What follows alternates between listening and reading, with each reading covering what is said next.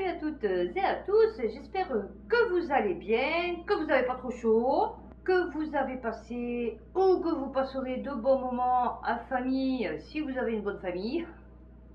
Donc aujourd'hui, je vais faire comme d'habitude, je vais parler de tout ce que j'ai vu et entendu. Je vais commencer par ce que j'ai vu. Il fallait que je commence par le pays le plus pauvre de la zone euro.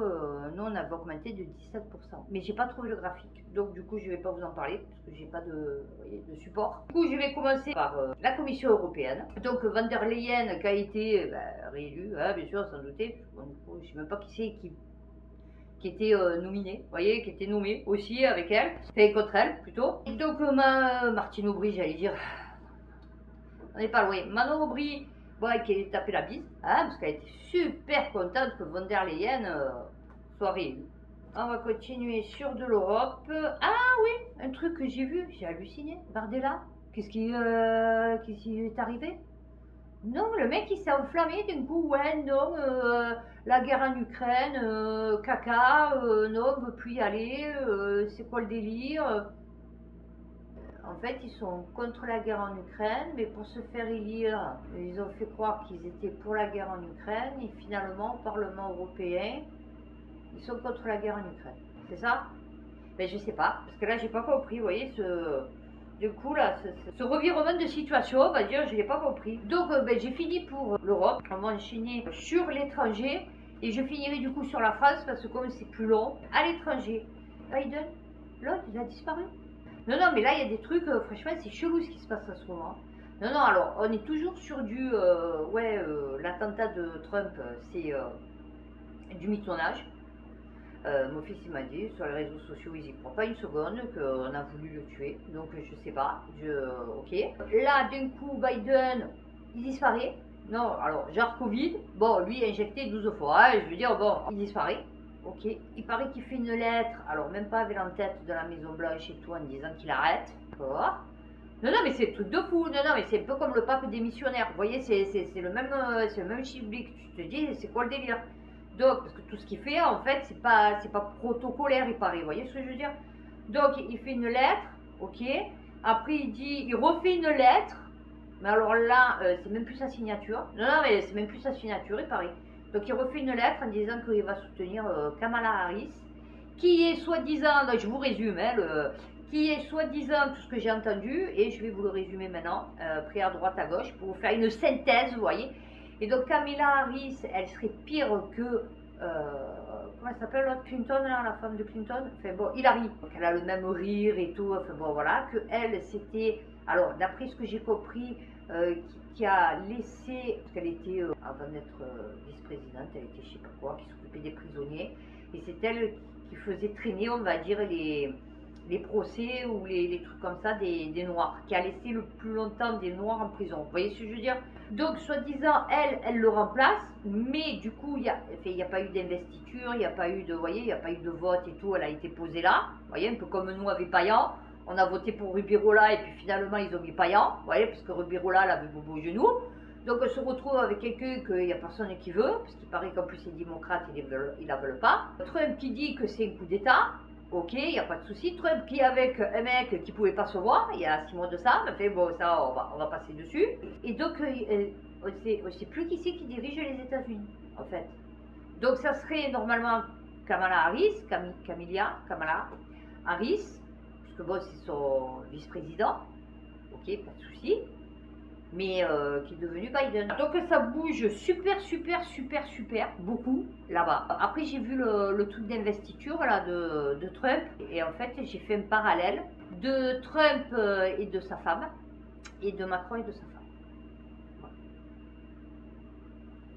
Il n'y a rien d'autre, il n'y avait que ça à dire. Je vais vous mettre les photos, vous voyez, on va faire la comparaison comme Oudéa Castéra et Hidalgo, vous voyez. La photo, c'est la photo, on peut pas, vous voyez, bon.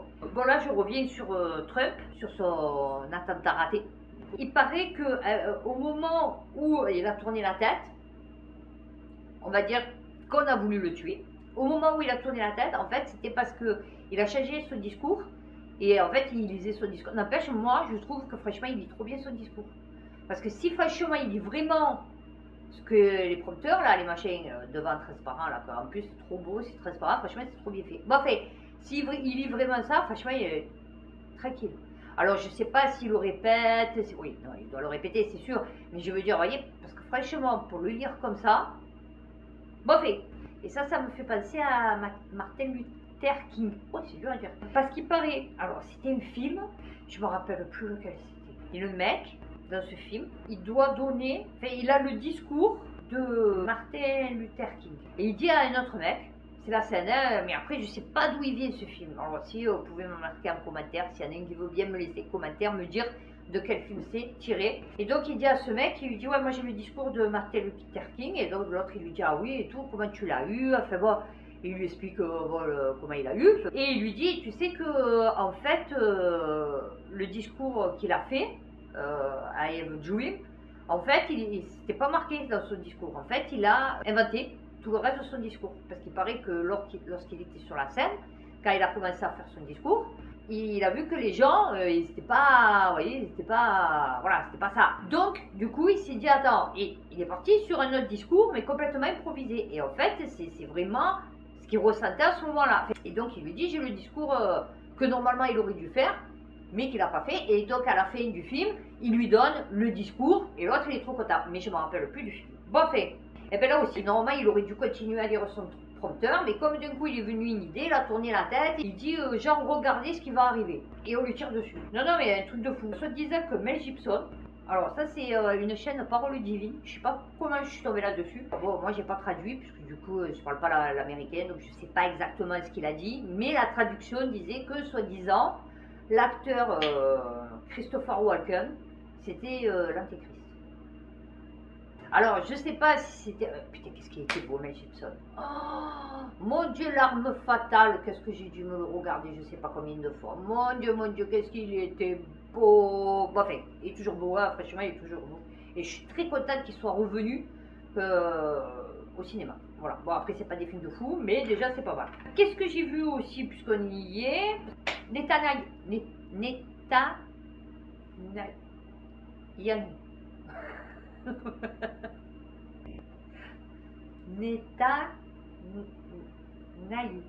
Netanyahu. C'est ça, Netanyahu. C'est ça? Bon, fait, il paraît que, vous savez, ils ont dit, ouais, regardez, il est allé aux États-Unis. Bon, déjà, franchement, c'est une insulte pour nous, parce que vu que nous, soi-disant, on reconnaît la Cour internationale de justice en carte-patte, si tu es ami, allié de la France, tu le reçois pas, tu l'ovationnes pas. Bon, fait, et je voulais poser mon cahier, parce que j'ai besoin de mes deux mains. Et donc, vous le voyez, tout le monde, ouais, bravo, bravo. Bon, il y en a une, elle a une pancarte, elle est comme as, elle est de 3 cm sur 6 cm, ouais, vive la Palestine, je sais pas quoi, ok, il n'y a pas de souci. Mais il paraît que les mecs, en fait, c'était que des spectateurs. C'était pas des. C'était genre des acteurs. Genre, c'était pas les mecs du congrès. Donc, il paraît qu'en fait, c'était genre un film, quoi, voilà, pour nous faire croire que le mec, il était. Adulé, ovationné par les Américains, criminels de guerre, tu vois, pour bien monter les tensions entre les pays. Non, non, c'est magnifique. Bon ben voilà, j'ai fini sur les États-Unis, donc je vais pouvoir parler de la France, vite fait, parce que je sais pas combien j'en ai déjà. 21 minutes. Ah, j'ai... Ah je viens de découvrir qu'il y a le compteur. Je savais pas qu'il y avait le compteur. Ah ouais, à chaque fois je me dis, putain, j'en suis à combien de minutes? Ben, c'est écrit dessus. Comme le port salut. 21 minutes 18. Ben, voilà. Donc, on va arriver direct sur Paris. Je vais commencer par une bonne nouvelle. L'augmentation du SMIC. Vous allez gagner 15 € de plus. Quand j'ai vu la somme, j'ai dit, lol, c'est une blague ou ça se passe comment? 15 €? Lol, 15 €. 15 €, c'est. Tu manges à midi, quoi. Non, non, mais en fait, tu as un repas gratuit, quoi. Non, c'est bien, vous allez travailler pour un repas gratuit. Eh ben, écoutez, tant mieux pour vous. Hein, voilà, moi, je fais des formations. Non, c'est vrai en plus. Vous savez que Nathalie, donc je suis à ma formation comptabilité, bah, puisqu'on est sur la France, et après, je vais enchaîner sur les Parisiens. Et ma prof donc du coup, ma formatrice de comptabilité, non, franchement, ça va, je suis la seule qui n'a pas fait de la comptabilité, en fait. Ils ont tous fait ils ont travaillé dans la comptabilité, ou ils ont fait de la comptabilité il y a un petit moment, mais, ou de la comptabilité basique, parce parce que là, c'est du perfectionnement comptabilité générale. C'est-à-dire, c'est pour te perfectionner. C'est-à-dire que déjà, tu as une bonne base. Tu vois, moi, je n'en ai pas du tout. Je connais à peine le plan comptable, je l'ai eu entre mes mains, j'avais 18 ans. Franchement, vous savez quoi je fais, mais en vérité, je ne sais pas pourquoi je le fais. Mais c'est bien, c'est bon. Et donc, elle m'a dit, effectivement, il y a des personnes que je vois tout le temps en formation. Elle dit, il faut formation, par exemple, de compta, après je les vois dans gestion de paix, après je les vois dans, par exemple, pack office, des fois, après je les vois... Ils font que ça, que des formations, d'où les moins 0,4 de chômage, je pense.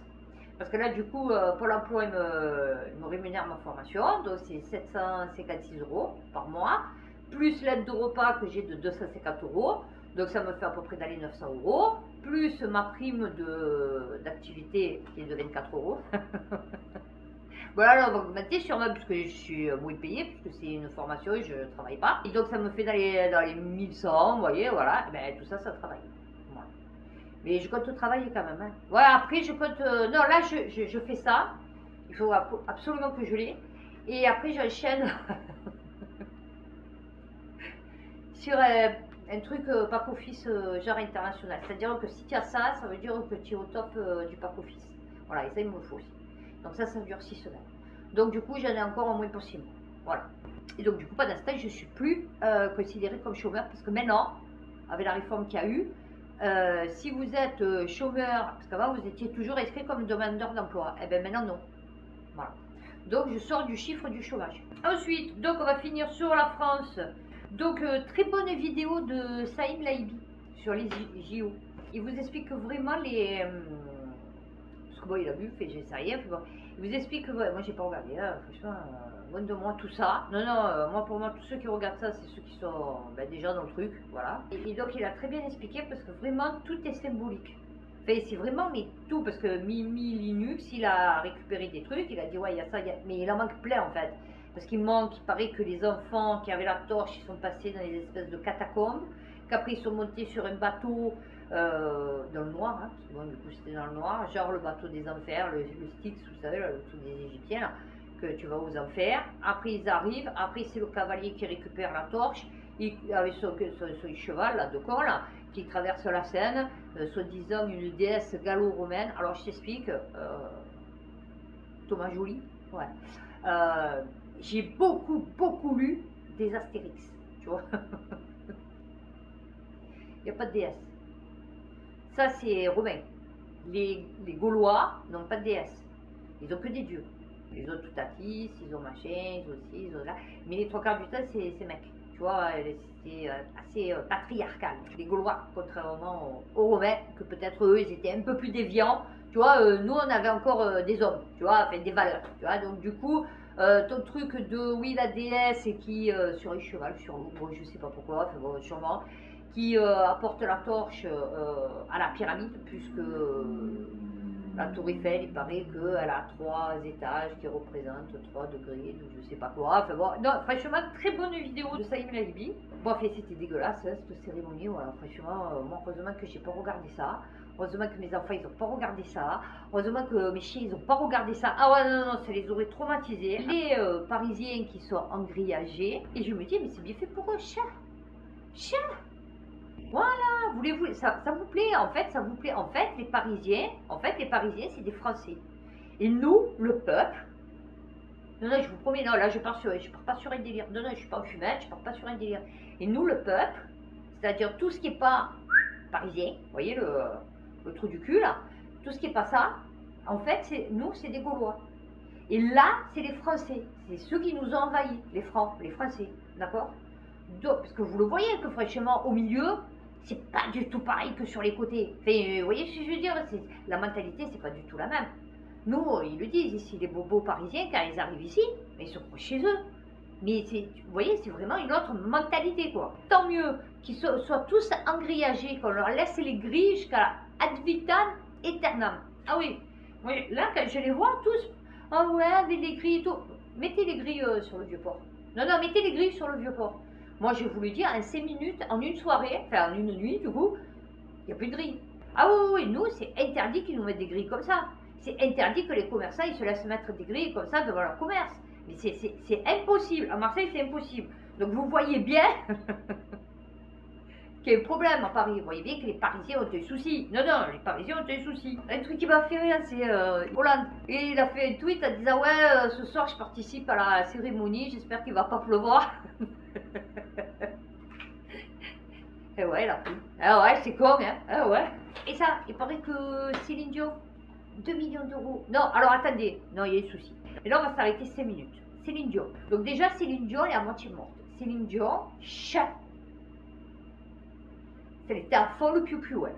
Hein, d'accord? On est OK. Compagnie, chat. Parce qu'ils ont les sous. Ok, Pani, s'il a réussi à vaincre son cancer, c'est pas avec de la volonté, c'est parce qu'il avait les pépettes et qu'aux États-Unis, vous avez des traitements, enfin sûrement en France aussi, qui leur sont réservés spécialement. Vous voyez, comme Michael Douglas, comme Kirk Douglas, comme plein de ceux qui ont eu le cancer et que par miracle, ils s'en sont sortis. Ok, parce que nous, pauvres peuples, on nous file des rayons, d'accord, et on en crève. D'accord? Oui, non, parce qu'après, tu meurs du cancer. Enfin, je veux dire, le cancer, il est toujours là. Ma grand-mère, elle a eu le cancer à 30 ans, ils lui ont enlevé, bon, ils lui ont fait les rayons, ils lui ont enlevé, cancer de l'utérus, et bien à 70 ans, elle a eu le cancer du côlon. Donc vous voyez, si vous devez mourir d'un cancer, vous mourrez d'un cancer pendant 40 ans, elle n'a rien eu, pas de problème, mais rien, mais une santé de fer. Ma grand-mère, elle n'était jamais malade. 70 ans, elle s'est rechopé le cancer. Elle est là à moitié morte, non, non, parce que Céline Dion, elle est à moitié morte. Et j'ai écouté, c'est pas elle qui chante. Lol, c'est une blague.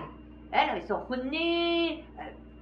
Tu peux pas chanter du Piaf avec le creux, tu vois, elle n'avait pas d'accent, elle avait rien. Bon, elle savait que c'était en playback, parce que sinon, si elle chante la chanson, à la fin, tu la sors dans un corbillard, parce que du coup, elle meurt. Ah ouais, non, c'est interdit. Elle avait juste les oreillettes pour pouvoir synchroniser avec la musique, pour pas se faire remarquer, en fait. Et parce que on a vu les images qu'elle a sorties de son concert. Elle n'en pouvait plus, elle n'a aucun rapport avec la tête sur scène, quoi. Je veux dire, elle était à fond, enfin, je veux dire, bon, ils avaient dû la piquer, sinon elle ne tenait pas. Hein. Bon, les Parisiens étaient contents. Je vais vous montrer les Parisiens contents hein, de la cérémonie, non, parce qu'il faut que je les mette. Donc, je vais vous les mettre pendant que je suis en train de parler, là, je vais les incruster. Vous allez voir le type de personnes qui étaient contentes de la soirée. Ouais, non, non, il faut voir les phénomènes. C'est vraiment très particulier. Peut-être qu'elle avait besoin d'argent pour se payer ses traitements contre sa maladie qui s'est déclenchée après le piou-piou. Eh ouais, c'est con. Il avait montré aussi Justin Bieber. Eh ouais, Justin Bieber, il a la moitié de la figure. Il peut faire le super-héros maintenant. Ah ouais, non, il peut faire le super-héros maintenant. Vous voyez, genre, un super-pouvoir, j'en sais rien, paralysant et tout. Ah ouais, non, non, sa carrière, elle est terminée, quoi. Il fait plus un frappe, bon, c'est du n'importe quoi. Ben, vive le piou-piou. Hein, voilà. Et je vais finir, alors, par celui-là, vite fait. Non, non, parce que celui-là, il faut le vivre. Figurez-vous que j'ai reçu un courrier. Alors, je vais vous montrer le courrier. Non, non, parce qu'il faut voir le courrier. Non, non, il faut voir le courrier. Donc, voilà. Ça, j'ai reçu ça. Oh putain, il y en a encore. Oh putain. Ok. Donc, j'ai reçu 1, 2, 3, 4, 5 feuilles. D'accord? Avec les explications et tout, machin, vous savez. Alors, notification de dette. Non, non, mais papier officiel. Papier officiel. D'accord? Notification de dette. Ok. Madame, compte tenu des informations de notre possession, nous avons procédé à la régularisation de vos droits aux prestations familiales. Oh, tu lis ça, tu te dis, putain. On continue. Nous avons donc étudié vos droits. Ils changent à partir du 1er novembre 2022. Toi, tu vois le truc, tu vois 22 avril 2024. Déjà, tu te dis, what the fuck. Comment 2022? Ok, il apparaît, après calcul, que pour l'allocation de soutien familial, vous avez reçu 3169 € 10 centimes. Donc là, je me dis, oh putain, attends, vous voyez, non, tu te dis 3000, je vais être obligé de rembourser les 3000, c'est ça, c'est quoi le délire? Alors que vous aviez droit à 3169 € 07. Attendez. Vous nous devez 3 centimes. Non, non, mais attendez, mais c'est pas fini, c'est pas fini. Pour vous permettre de rembourser cette somme, nous la retiendrons sur vos allocations dès mai 2024. Pour plus d'informations, voir au dos. Ok, pas de souci. Regardez, non, mais regardez. Je vous mens pas. Regardez. Attendez. Je vais mettre derrière. Ok. Voilà. Regardez. Hein. La date.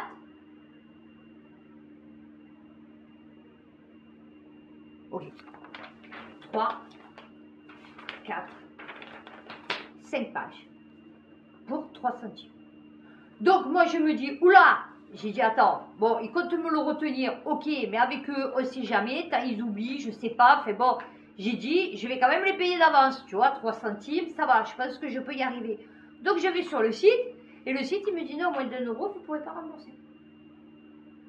Le thème, 5 pages, imprimé, bonjour l'écologie, hein, parce que du coup ben, je vais en faire des brouillons, tout ça, voilà, parce que là il vous explique. Voyez, alors là vous avez comment rembourser votre dette, ok. Là vous avez donc le détail, ok.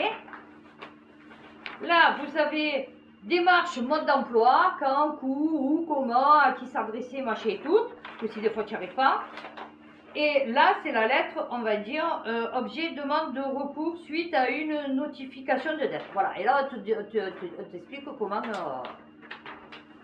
faire une lettre, quoi, en fait. Voilà, et à qui t'adresser pour faire un recours, enfin, voilà. Voilà. Pour 3 centimes. Non, non, mais c'est vraiment nous prendre pour des cons.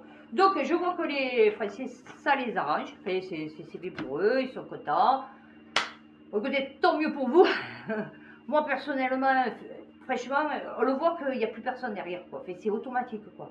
Tu vois, le mec, il a vu moins 3, comptable, attention, oula, elle, il ne faut pas la louper. On va lui envoyer 5 feuilles, tu vois. On va bien lui faire peur avec 3169 €. Tu vois, comme ça, au moins, d'un coup, là, le cœur, il explose. Tu vois, heureusement que je ne suis pas cardiaque et tout, parce que quand j'ai vu ça, j'ai cru que j'allais mourir. Et après, j'ai comparé les deux chiffres et j'ai dit, mais attends, mais les soucis, c'est les mêmes. Et après, j'ai dit, ah non, il manque 3 centimes. Oh my god, my god, my god. Et vous payez des gens pour ça. Et moi, je suis au chômage. Donc, moi, j'ai pas envie d'aller travailler. Mais bon, c'est pas grave. Mais je la prends. Franchement, à la place, je la prends. À la CAF, je la prends. Ah ouais, non, pour faire ça, franchement, je le prends. Ah oui, pour faire de la merde comme ça, franchement, je le prends. Bon, fait, voilà, on va terminer sur ça. Sur l'efficacité du recouvrement de dette de la CAF. Voilà. Qui a coûté plus cher à m'envoyer les papiers que les 3 centimes que je devais. Voilà, c'est la morale. Et sur ce, prenez soin de vous, faites attention à vous et à bientôt pour une prochaine vidéo.